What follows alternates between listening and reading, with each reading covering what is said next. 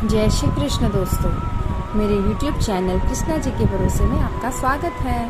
आज हम आस माता की कहानी सुनेंगे। तो चलिए आस माता की कहानी सुनते हैं। श्री गणेशाय नमः। उसकी कहानी। एक सास बहू थी। बहू का पति विदेश था। एक दिन सास ने बहू से अग्नि लाकर भोजन बनाने को कहा। बहू गांव में अग्नि लेने गई, पर किसी ने उसे अग्नि नहीं दी और कहा कि जब तक दशा माता की पूजा न हो जाएगी तब अग्नि नहीं मिलेगी। बहू खाली हाथ घर लौट आई और सास से कहा कि गांव में दशा माता की पूजा है, इसलिए कोई अग्नि नहीं दे रहा। शाम को सास अग्नि लेने गांव में गई।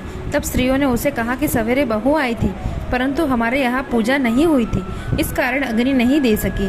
सास अग्नि लेकर घर के दरवाजे तक पहुंची ही थी कि एक व्यक्ति बछड़ा लिए आया और उसके पीछे ब्याही कलोरी गाय थी। उससे पूछा कि यह गाय क्या पहलोटी ब्योई है? आदमी ने कहा, हाँ बछड़ा है। सास ने बहू से कहा, हम तुम भी गंडे ले और व्रत करें। दोनों ने गंडे की पूजा की। सास बहू ने 10-10 अर्थात 20 फेरे लगाए। 21वां एक बड़ा फरा गाय को दिया। पूजन करने के बाद सास बहू दोनों पारना करने बैठी। उसी समय बुढ़िया ने लड़के ने दरवाजे पर आवाज़ लगाई। सुनकर माँ के मन में कहा कि मैं पारना कर चुकी हूँ, तब किवाड़ खोल दूंगी। बहू ने अपनी थाली का अन्न इधर उधर करके झट पानी पीकर उठ खड़ी हुई। जाकर किवाड़ खोले। पति ने पूछा कि माता कहाँ है? स्त्री ने कहा कि वह तो अभी पारना कर रही है। पति बोला कि इतने दिन तक तू न जाने तो कैसी रही? माता लाएगी तब जल पीऊंगा। माता पारना कर अपनी थाली धोकर भी पी चुकी थी। तब लड़के के पास गई। माता ने थाली पिरोसी। बेटा भोजन करने बैठा। हाथ में प्रथम ग्रास लिया कि फरों के टुकड़े जो बहू ने थाली से फेंक दिए थे उचक कर उसने सामने आने लगे। उसने माँ से पूछा, यह क्या है? माँ बोली, बहू जाने। सुनते ही लड़का आग बबूला हो गया। बोला, जिसके चरित्र की तुम साक्षी नहीं है उसको अभी बाहर करो। माता ने पुत्र को हर तरह से समझाया, परंतु उसने एक भी न मानी। वह यही कहता रहा कि इसे निकालो, मैं तभी घर रहूंगा। माँ ने सोचा बहू को थोड़ी देर के लिए बाहर कर देती हूँ, इतने में लड़के का गुस्सा शांत पड़ जाएगा। उसने बहू से कहा, देहरी के बाहर जाकर उसारे के नीचे खड़ी रह। जब बहू खड़ी हुई तो उसारा बोला, दशा माता के विरोधी को मैं छाया नहीं दे सकता। वह वहाँ से कचरे पर जाकर खड़ी हो गई।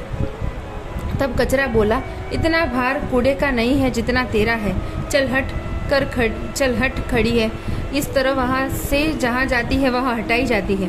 वह अत्यंत दुखी होकर जंगल में भाग गई। जंगल में भूख प्यासी फिरती फिरती वह एक अंधकूप में गिर पड़ी। उसे चोट नहीं आई, पर वह नीचे जाकर बैठ गई। उसी समय राजा नल शिकार खेलते खेलते वहाँ आ पहुँचे। उनके साथ के सब लोग बिछुड़ गए। वे प्यास से मारे भटकते हुए उसे कुएं पर आए जिसमें बहू गिरी थी। राजा नल के भाई ने कुएं में लोटा डाला तो बहू ने उस लोटे को पकड़ लिया। तब भाई ने राजा से कहा कि इस कुएं में तो किसी ने लोटा पकड़ रखा है। तब राजा ने कुएं के पास जाकर कहा कि भाई तू यदि पुरुष है तो मेरा धर्म का भाई है, यदि स्त्री है तो मेरी धर्म की बहन है, जो भी हो बोलो। स्त्री ने आवाज़ दी। राजा ने उसे कुएं के बाहर निकलवा हाथी पर बिठाकर अपनी राजधानी में ले गया। महाराज को महलों की ओर आते देखकर महारानी को खबर दी कि महाराज आ रहे हैं, तो एक रानी भी साथ ला रहे हैं। रानी बड़ी दुखी हुई। महाराज सामने आ पहुंचे। तब रानी ने विनय की, महाराज मुझसे ऐसी क्या भूल हो गई जो आप मेरे रहते हुए दूसरा विवाह कर लाए? इस पर नल ने हंसकर कहा कि तुम्हारी सौत नहीं है, मेरी बहन है। यह सुनते ही रानी का मुंह खिल उठा। राजा ने उसका नाम मुंह वाली बहन रखा। उसके लिए अलग महल बनवा दिया। एक दिन राजा की एक घोड़ी ब्योई। तब मुंह बोली बहन ने अपनी दासियों से पूछा, घोड़ी पहलोटी ब्योई है या दूसरों तीसरी बार? उन्होंने जवाब दिया कि ब्योई तो प्रथम ही है। तब उसने रानी से कहा, आओ भावज, हम तुम दोनों दशा माता के डोरे ले। रानी ने पूछा, इसके डोरे से कैसा डोरा? मुझे समझाओ। तब वह बोली, दशा माता के व्रत का यह नियम है कि पहल जब गाय या घोड़ी स्त्री प्रसव सुने तब डोरा लेकर व्रत आरंभ करे। 9 व्रत करके 10वें व्रत को उस डोरे का पूजन करके विसर्जन कर दे। इस तरह के साथ उससे सबको पालना के नियम बतलाए। तब रानी बोली, ननंद यह कैसा व्रत है? ननंद बोली, भाभी मुझे तो जो चाहो कह लो, परंतु व्रत के संबंध में कुछ भी मत कहना। मैं इस व्रत के कारण मारी फिरी और तुम्हारे देश में आ गई हूँ। ऐसा कहते हुए श्रद्धा पूर्वक डोरा लिया। 9 दिन तक 9 व्रत किए, 9 कथाएं कही। 10वें दिन विधिवत पूजन किया। गोला फरा बनाए हुए शाम को पारना करने बैठी। उसी समय उसके पति को कुछ अनायास प्रेरणा हुई कि वह अपनी माता से आज्ञा लेकर स्त्री का पता लगाने निकला। घूमता फिरता राजा नल की राजधानी में अपनी स्त्री का पता लगाने लगा। एक कुएं पर उसकी औरत को बातें करते सुना। एक बोली, राजा हाल में मुंह बोली बहन लाए हैं, वह बड़ी ही सुंदर है, आजकल उसी का किया हुआ सब कुछ करते हैं। दूसरी बोली, वह जैसी सुंदर है वैसी धर्मात्मा भी तो है, जो उससे दरवाजे पर आता है सादर इच्छा भर भिक्षा पाता है। तीसरी बोली, यह तो सब ठीक है, परंतु अब तक पता भी नहीं चला कि वह कौन है। बातें सुनकर वह साधु बेस बनाकर राजा नल की मुंह बोली बहन के महल में द्वार पर पहुंच गया और आवाज लगाई तो प्रबंधकर्ता उसे भिक्षा देने लगा। उसने भिक्षा लेने से इनकार कर दिया और कहा, जब भिक्षा देने वाली खुद आकर भिक्षा देगी तभी लूंगा। तब लोगों ने उससे कहा, इस समय वह दशा माता का व्रत करने के पारणा कर रही है, तब तक खड़े रहो। वह चुपचाप बैठा रहा। पारणा कर लेने के बाद वह मुट्ठी में मोती भरकर लाई, परंतु पति तो पहनाकर मुस्काती हुई लौट गई। दोनों ने एक दूसरे को पहना लिया था। रानी ने नंद को मुस्काते देखकर पूछा, आज इस परदेशी को देखकर हंसी हो, किसका क्या कारण है? इसने उसे उत्तर दिया कि वह तो हमारी घर वाले हैं। रानी ने राजा से कहा, तुम्हारी मुंह बोली बहन ने घर वाले आए हैं। राजा ने कहा, उनसे कह दिया जाए कि घर जाकर वह अपने हैसियत से आए, तब वह बहन की विदाई करूंगा। वह वापस चला गया। उसने माता से कहा, तुम्हारी बहू राजा नल के यहाँ उसकी बहन होकर रहती है, नियम धर्म से दिन बिताती है। तब माता ने आज्ञा दी कि तुम उसे ले आओ। वह डोली कहकर आदि के साथ फिर से राजा नल के नगर में आ गया। राजा ने संबंधी से हैसियत से उसका स्वागत किया। कुछ नहीं, मेहमानी में रखकर विधि पूर्वक बहन की विदाई की। जब वह महल से बाहर चलने लगी तब महल भी उसके पीछे पीछे चलने लगा। रानी बोली, ननद जी तुम चली और मेरा महल भी ले चली, जरा लौटकर पीछे की ओर देखती जाओ। उसने देखा कि राजा का संपूर्ण राजसी वैभव लुप्त हो गया है। वह स्त्री तो अपने पति के साथ जाकर आनंद से रहने लगी, परंतु राजा नल का यह हाल हो गया कि वे दोनों कमली कतरी ओढ़े फिरने लगे। तब राजा नल बोले, रानी जहाँ राज किया वहाँ इस दशा ने नहीं रह सकते, इसलिए यहाँ से जाना ही उचित होगा। रानी पतिव्रता थी। राजा रानी दोनों महल से निकल चल दिए। चलते चलते एक गांव में पास पहुँचे। वहाँ बेर के वृक्षों से अच्छे अच्छे बेर लटक रहे थे। राजा रानी दोनों भूखे थे। वे बेर बीनने लगे, परंतु बेर लोहे के होते जा रहे थे। इस तरह से राजा व रानी को वस्तु हाथ से छूते वही कंकर पत्थर इत्यादि होता गया। राजा रानी आगे बढ़े। रास्ता में उन्हें एक बनिया मिला। उसने राजा नल को पहचान कर राजा रानी को आटा दिया। वे आटा लेकर एक नदी के किनारे गए। वहाँ रानी भोजन बनाने लगी और राजा स्नान करने लगा। रानी ने रोटियां सेक कर रखी। जब राजा आए भोजन करने बैठा तब रोटियां ईंट की हो गई। राजा रानी वहाँ से चलकर अपनी मुंह बोली बहन के यहाँ गए। बहन ने सुना कि उसके भाई भौजाई आए हैं। उसने पूछा कि कैसे आई है, तो सुना कि लटके चिथड़े आए हैं और कैसे आए हैं। यह सुनकर उसको बड़ा लज्जा आई। उसने उन्हें कहा, एक कुम्हार के यहाँ ठहरा दिया। शाम को थाल सजाकर बहन खुद भावन से मिलने गई और उसने सामने थाल रखा तो भावज ने कहा, इस थाल में जो कुछ भी हो कुम्हार के चक्के नीचे रख दो और चली जाओ। वह थाल का सामान चक्के के नीचे रखकर चली गई। थोड़ी देर राजा ने रानी से पूछा, वह बहन आई थी? रानी ने कहा, आई तो थी, पर जो कुछ लाई थी मैंने इस चक्की के नीचे रखवा दिया है। राजा ने देखा कंकर पत्थर के सिवा और कुछ भी नहीं था। राजा समझ गया कि वह सब कुदशा है। वे चलकर अपने मित्र के घर गए। मित्र ने सुना कि उनके मित्र नल आए थे और उसने पूछा, कैसे आए थे? इन लोगों ने कहा, कमरी ओढ़कर कतरी बिछावे मांग मांग कर खाना खावे, ऐसे आए थे। मित्र ने दुखी होकर कहा, कोई हानि नहीं, जैसे आए आखिर मित्र है, उनको महलों में ले जाओ। मित्र ने बड़े आदर भाव से उनका स्वागत किया, भोजन कराया और एक कमरे में उनके सोने के लिए पलंग बिछवा दिया। उस कमरे में खूंटी पर 9 लका हार टंगा हुआ था। आधी रात के समय राजा सो गए थे। रानी ने देखा कि हार वाली खूंटी के पास वाली दीवार में एक मोर का चित्र बना है। वह हार को धीरे धीरे निगल रहा है। रानी ने राजा से जाकर यह दृश्य दिखाया। तब राजा ने कहा, यहाँ से भी चुपचाप भाग चलना चाहिए, नहीं तो सवेरे चोरी का कलंक लगेगा।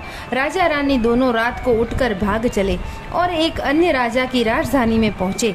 वहां सदाव्रत दिया जाता था और राजा रानी भी गए। उस समय सदाव्रत बंद हो चुका था। वहां से अधिकारियों ने कहा कि लोग न जाने कहां से अभागे आए हैं, मुट्ठी मुट्ठी चने दे दो। इस प्रकार अनादर और कुवैत्य सहित दान लेना अस्वीकार करते हुए राजा रानी बोले कि ऐसी कंजूसी है तो सदाव्रत देने का नाम क्यों करते हो। इस प्रकार धानाध्यक्ष ने कहा कि राजा को कंजूस कहते हैं, इनको हवालात में बंद कर दो। इस तरह राजा रानी दोनों को कोठरी में बंद कर दिया गया। जिस कोठरी में राजा रानी कैद थे उसी के सामने में आम रास्ता था। एक मेहनती राजा ने घुड़साल पर जो उसी रास्ते से निकला करती थी, इस दिन वह बहुत देरी से निकली। तब रानी ने उसे पूछा कि आज तुम्हें इतनी देर कहाँ लगाई। वह बोली, राजा आज की घोड़ी पहली बार भी आई है। रानी ने पूछा, क्या बछड़ा हुआ है या बछड़ी? उसने जवाब दिया, बछड़ा हुआ है, अच्छी साइट में हुआ है। तब रानी ने राजा से कहा, एक बार मैंने तुम्हारी मुंह बोली बहन से डोरे का अनादर किया था, उसी दिन से हमारी यह दशा कही गई है, इसीलिए आज मैं दशा रानी का डोरा लेती हूँ। राजा ने कहा, यहाँ पूजा की सामग्री कहाँ से लाओगी? रानी ने कहा, वही दशा रानी सब कुछ करेगी। तब 9 तार राजा की पाग से और 1 तार अपनी आंचल के लेकर रानी के ने डोरा बना दिया। उसी समय से व्रत ठान लिया। बोलिए दशा मात की जय। थोड़ी देर में राजा खुद घोड़ी का बछड़ा देखने के लिए उसी रात से निकला। राजा ने नल दमयंती को कोठरी में बंद करके देखा। पूछा कि ये लोग कौन हैं और किस अपराध के कारण यहाँ बंद है। पहरेदारों ने कहा कि ये लोग भिक्षा लेने आए थे, आपको गालियाँ देते थे, इसी कारण इस लोगों को कैद में बंद कर दिया है। राजा ने कहा कि यह तो इनका कोई अपराध नहीं है, इनको संतुष्ट करना चाहिए, इनको अभी कैद से बाहर निकाल दो। राजा की आज्ञा अनुसार उसी दिन नल दमयंती दोनों कोठरी से बाहर निकल गए। राजा उनके पाँव में पद्म और माथे में चंद्रमा का चिन्ह देखकर पहचान गए, ये राजा नल और दमयंती है। तब उन्होंने विनीत भाव से क्षमा प्रार्थना की। उन्हें हाथी पर बिठाकर अपने महल में ले गया। कुछ दिन बाद राजा नल पूरे सज धज कर अपनी राजधानी को और चले। पहले वे अपने मित्र के घर गए और मित्र ने राजा नल के आने पर खबर सुनकर पूछा, मित्र कैसे आए? लोगों ने कहा, अब की बार वो बड़े ठाठ बाट से आए हैं। मित्र ने कहा, अच्छी बात है, आने दो, आखिर मित्र है। राजा रानी दोनों मित्र महलों में गए। उन्होंने उनका स्वागत करके उसी स्थान में फिर से उनका डोरा दिया जहाँ से वह पहले ठहरे थे। आधी रात के समय राजा सो रहे थे, रानी पैर दबा रही थी। तब उन्होंने देखा कि मोर का चित्र जो हार धीरे धीरे निगल रहा था उसे उगल रहा है। रानी ने राजा को जगाकर दिखाया। राजा ने भी अपने मित्र को बुलाकर वह चरित्र दिखाया और तब मित्र बोला कि मैंने तो न तो तुमको चोरी लगाई थी न अब लगाता हूँ, यह सब कुदशा का कारण था। आप निश्चय रखिए, मेरे मन में कोई मैल नहीं है। मित्र के यहाँ से चलकर राजा मुंह बोली बहन के यहाँ गए थे। उसने जब सुना कि राजा भैया आए हैं तब पूछा, कैसे आए हैं? लोगों ने कहा, जैसे राजाओं को आना चाहिए वैसे आए हैं। उन्होंने कहा, उनको मेरे महल में आने दो। जब राजा नल का हाथी बहन के महल की ओर बढ़ा तब रानी बोली, आप बहन के घर जाइए, मैं तो उसे कुम्हार के घर ठहरूंगी जिसके यहाँ पहले ठहरी थी। राजा ने कहा, जिसके कारण इतने दुख उठाए तुम उसी से फिर झगड़ा मोल ले रही हो। रानी न मानी, वह कुम्हार के यहाँ ठहरी। राजा बहन के घर आए। शाम को ननंद भावच के लिए थाल लगाकर आई थी, भावच के सामने रख दिया। तब भावच सोने चांदी के गहने उतार उतार कर रखने लगी और कहने लगी, खाओ, अरे मेरे सोने रूपों के गहने खाओ, हम नंगे भूंगे क्या खाएंगे। यह देखकर ननंद बोली, मुझसे तो जो कुछ हो सका सो तब भी लाई थी, वही अब भी लाई हूँ। सचमुच चक्का उठाकर देखा तो उसके नीचे मणिमाणिका का ढेर लगा था। रानी देखकर स्तब्ध रह गई। वह बोली, ननंद तुम्हारा कोई दोष नहीं है, यह सब मेरी कुदशा का ही कारण था। रानी ने ननंद का लाया हुआ सब सामान वह कुछ अपनी तरफ से भी दिया हुआ परंतु पूजा का न्योता नहीं दिया। वहां से आगे चले, नदी के तट पर पहुँचे। तो वो पड़ गया। राजा का रसोवड़ा चेतावाया गया। जब भोजन तैयार हो गया, राजा भोजन करने बैठे। उस समय से रोटियां जो ईंटे की हो गई थी, फिर से वही रोटियां हो गई। जब राजा ने पूछा कि यह सब क्या कौतुक है, रानी बोली कि ये वही रोटियां हैं जो उस दिन अपने काम में नहीं आई थी। मैं यदि आपसे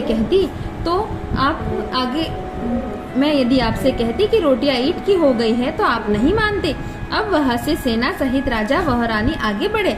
अब राजा नल की फौज अपनी राजधानी के पास पहुंची। तब सबको अपने राजा को पहचानकर बड़ा आनंद हुआ। वे उन्हें महलों में ले चले। राजा रानी ने महलों में प्रवेश करते हुए दशा माता की पूजा का प्रबंध किया। सौभाग्यवती स्त्रियां को आमंत्रित किया। भोग के लिए सब तरह के पकवान बनाए गए। आटे की बनी हुई 10 बत्तियां, 10 गुड़ या शक्कर की गुजिया और 10-10 28वीं सुगन अठवाई या सुहागिन के आंचल में डाली गई। सुहागिनी को श्रृंगार करके दशा माता रानी पूजा आरंभ हुई। कलश स्थापित होकर दिया जलाया गया। 2 बत्तियां ही नहीं जली। तब पंडितों ने विचार करके कहा कि यदि कोई न्योता पाने वाला न्योतों से रह गया हो तो स्मरण किया जाए, उसके आ जाने पर दीपक जलाया जाएगा। रानी ने कहा कि मैंने तो अभी सभी को न्योता दिलवा दिया है, सिर्फ मुंह बोली बहन को न्योता नहीं दिया। राजा ने द्रुग गाती रथ भेजकर मुंह बोली बहन को बुलवा लिया। सुहागिनों को भोजन कराकर विदा किया गया। उसी समय राजा ने राज में हुक्म जारी किया कि अब से मेरी प्रजा के लोग दशा माता का व्रत किया करेंगे। भगवती दशा माता